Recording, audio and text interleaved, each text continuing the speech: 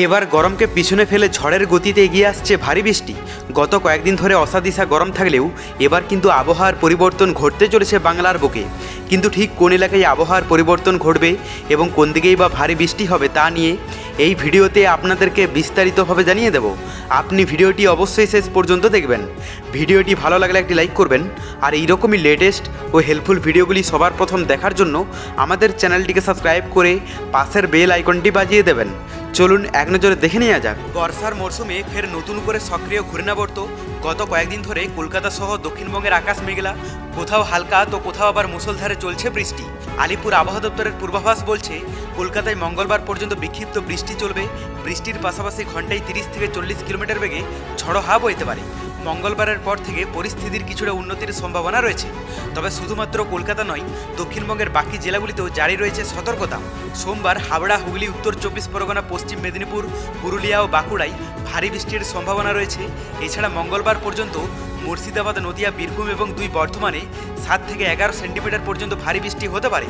উত্তরবঙ্গের জেলাগুলিতেও আরও খারাপ পরিস্থিতির আশঙ্কা রয়েছে। সেখানে আগামী শুক্রবার পর্যন্ত দার্জিলিং, কালিম্পং, কোচবিহার, আলিপুরদুয়ার এবং জলপাইগুড়িতে ভারী থেকে অতি ভারী বৃষ্টি হতে পারে। তো এরপর আমরা লাইভে আপডেটটা দেখে নেব। প্রথমে আমরা যদি আজ সকালের দিকে পশ্চিমবঙ্গের দক্ষিণবঙ্গের এলাকাগুলোর কথা বলি, তো এখানে কলকাতা থেকে শুরু করে দক্ষিণবঙ্গের প্রায় প্রতিটি জেলাতেই সকালের দিকটাতে বৃষ্টি দেখতে পাওয়া যাচ্ছে। মানে হালকা থেকে মাঝারি এবং ভারী বৃষ্টি হবে দক্ষিণবঙ্গের প্রায় প্রতিটি জেলাতেই। সেই রকমভাবে পরিষ্কার আকাশ থাকবে না, যদিও এখানে চাকুলিয়া, খড়গপুর এবং হলদিয়ার কাছাকাছি এলাকাগুলোতে মোটামুটি পরিষ্কার আবহাওয়া থাকবে। বাদবাকি বেশিরভাগ এলাকা জুড়েই কিন্তু বৃষ্টির সম্ভাবনা রয়েছে। আর উত্তরবঙ্গের যদি আপডেটটা দেখা যায়, এখানে দার্জিলিং থেকে শুরু করে কালিম্পং, কার্শিয়ং, জলপাইগুড়ি, আলিপুরদুয়ার, কোচবিহারে ভালোই কিন্তু বৃষ্টি দেখতে পাওয়া যাচ্ছে সকালের দিকটাতে। বাংলাদেশের কথায় আমরা যদি চলে আসি, তো সমুদ্র উপকূলবর্তী এলাকাগুলোতে গত কয়েকদিন ধরে ভালোই কিন্তু ইফেক্ট পড়তে দেখতে পাওয়া যাচ্ছে। তবে আজ সকালের দিকটাতে সমুদ্র উপকূলবর্তী এলাকাগুলোতে ভারী বৃষ্টির সম্ভাবনা না থাকলেও ভিতরের এলাকাগুলোতে সবথেকে ভারী বৃষ্টির সম্ভাবনা রয়েছে। এখানে বিশেষ প্রভাব থাকবে ময়মনসিংহ, বগুড়া, রাজশাহী, পাবনা এই সমস্ত এলাকাগুলোতে। বাদবাকি সিলেটের কাছাকাছি এলাকাগুলোতে রেড অ্যালার্ট জারি করা হয়েছে। সমুদ্র উপকূলবর্তী এলাকাগুলোতে একেবারেই যে পরিষ্কার আবহাওয়া থাকবে এমনটা না, তবে বরগুনা, মোংলা এই সমস্ত এলাকাগুলো মোটামুটি পরিষ্কার থাকলেও চট্টগ্রাম, ফটিকছড়ি, মানিকছড়ি, মহেশখালী, কক্সবাজার, টেকনাফ এগুলোতে হালকা থেকে মাঝারি বৃষ্টি দেখতে পাওয়া যাবে। এরপর আমরা দুপুরের দিকে আপডেটটা দেখে নেব।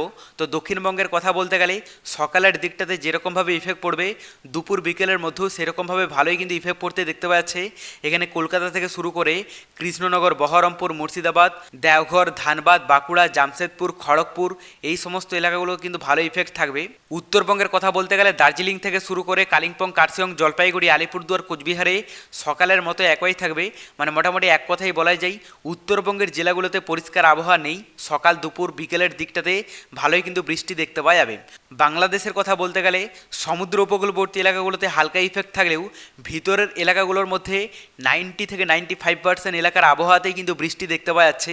পরিষ্কার আবহাওয়া সেই রকমভাবে থাকবে না, বিশেষ করে দুপুর এবং বিকেলের দিকে। দেখুন, এই মুহূর্তে বর্ষা কিন্তু পুরোদমে খেল দেখাচ্ছে পশ্চিমবঙ্গ সহ বাংলাদেশের বিক্ষিপ্ত এলাকা জুড়ে। যদিও একটানা বৃষ্টি হচ্ছে না দক্ষিণবঙ্গে, তবে বাংলাদেশে সবথেকে বেশি ইফেক্ট পড়তে দেখতে পাওয়া যাচ্ছে। পরবর্তীতে বঙ্গোপসাগরে নতুন কোনো দুর্যোগের আভাস পেলে অবশ্যই আপনাদেরকে লাইভে জানিয়ে দেবো। এরপর আমরা তাপমাত্রাটা দেখে নেব যে গত কয়েকদিন ধরে বৃষ্টির ফলে তাপমাত্রায় কতটা কি চেঞ্জেস লক্ষ্য করা যাচ্ছে।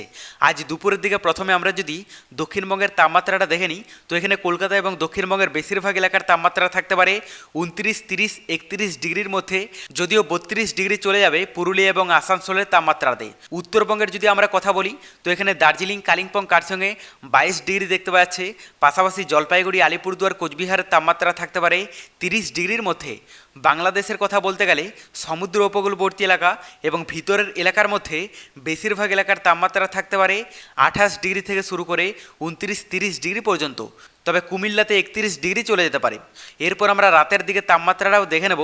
তো দক্ষিণবঙ্গের কথা বলতে গেলে কলকাতা এবং দক্ষিণবঙ্গের বেশিরভাগ এলাকার তাপমাত্রা থাকতে পারে 28 ডিগ্রির মধ্যে। পাশাপাশি আমরা যদি উত্তরবঙ্গের আপডেটটা দেখে নিই, তো এখানে দার্জিলিং, কালিম্পং, কার্শিয়ংয়ে 21 ডিগ্রি দেখতে পাওয়া যাচ্ছে। আর এদিকে জলপাইগুড়ি, আলিপুরদুয়ার, কোচবিহারের তাপমাত্রা থাকতে পারে 26 থেকে 27 ডিগ্রির মধ্যে। বাংলাদেশের কথা বলতে গেলে সমুদ্র উপকূলবর্তী এলাকা এবং ভিতরের এলাকার মধ্যে বেশিরভাগ এলাকার তাপমাত্রা থাকতে পারে 26 ডিগ্রি থেকে শুরু করে 27-28 ডিগ্রি পর্যন্ত। তবে পরবর্তীতে বঙ্গোপসাগরে নতুন কোনো দুর্যোগের আভাস পেলে অবশ্যই আপনাদেরকে লাইভে জানিয়ে দেব। তার জন্য চ্যানেলটিকে সাবস্ক্রাইব করে রাখতে ভুলবেন না।